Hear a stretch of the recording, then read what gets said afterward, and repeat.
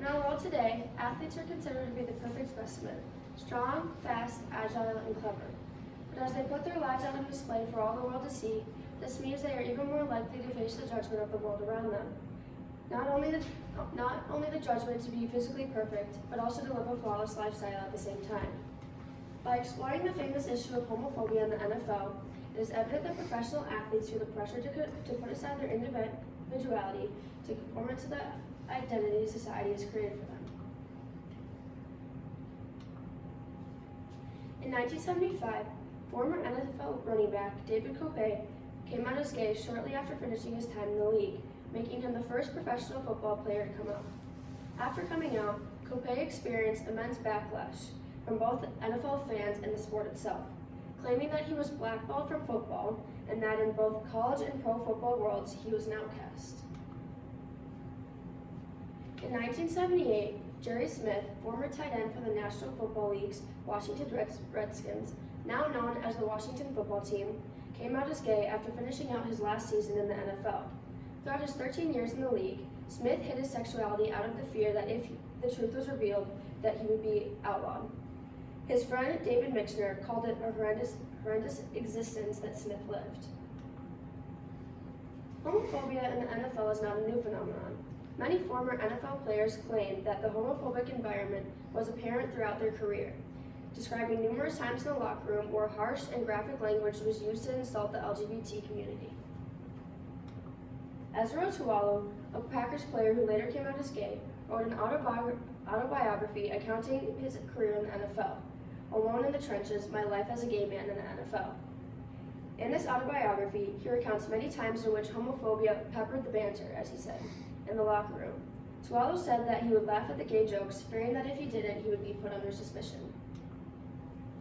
He then went on to describe NFL's macho code to be a true test of heterosexual manliness.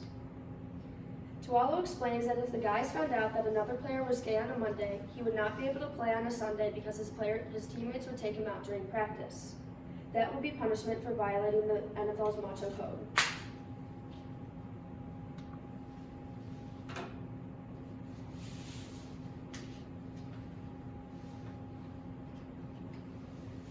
Question my heart, question my ability, but do not question my machoism was a common attitude among the league's players. A gay player would be an outcast for life, says Tualu.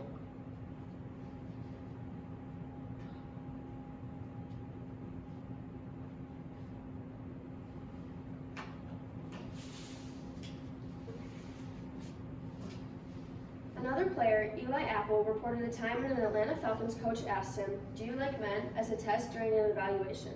If he would hesitate to answer the question, it was viewed as a red flag, causing the coach to question his manliness and view him as a distraction in the locker room.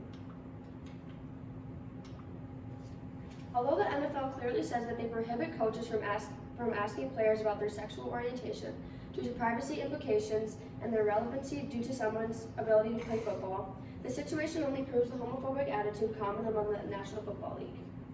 The stigma surrounding homosexuality in professional football caused many gay players to hide their sexuality throughout their time in the league, until Carl Nassib of the Las Vegas Raiders came out on June 21, 2021, there was no active NFL player who was openly gay.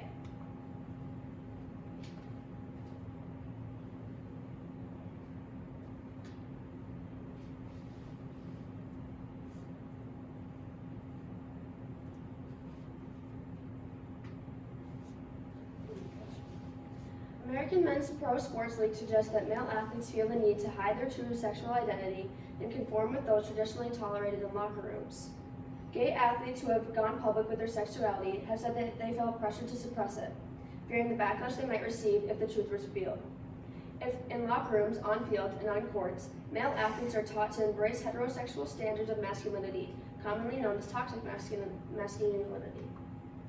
As said in the cultural evolutionary trade-off of ritualistic synchrony, synchrony increases social cohesion and cooperation in communities of humans, validating the pressure gay players feel to conform into the ideal standard of a heterosexual player to be successful in the NFL. This conformity can stem from adolescence. As stated in the developmental cognitive neuroscience, adolescents were equally likely to conform with both their parents' and peers' attitudes that conflict with the adolescents' attitude.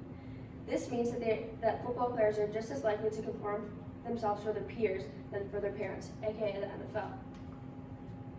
The NFL has been avoiding its homophobia problem since David Kopay first came out as gay in 1975. But now, as they have no choice to confront the issue, because Carl Nassib, an active NFL player, came out through an Instagram post on June 21st, 2021. His statement sparked controversy as the NFL put out a statement in support of Nassib. The statement, including the phrase, "football is gay," angered many NFL fans, labeling their beloved sport as something that they did not stand behind. Carl Nassib is giving the NFL an opportunity to reinvent themselves and attempt to fix their homophobic background. While their statements in support of the LGBT helps confirm their stance on the matter, more efforts need to be taken in order to get rid of the homophobic environment in the National Football League.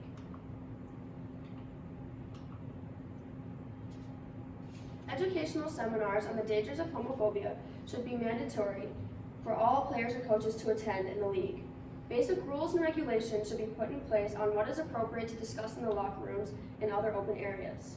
More effort should be put into fundraisers to support charities such as the Trevor Project, which focuses on suicide prevention efforts among lesbian, gay, bisexual, transgender, queer, and questioning youth.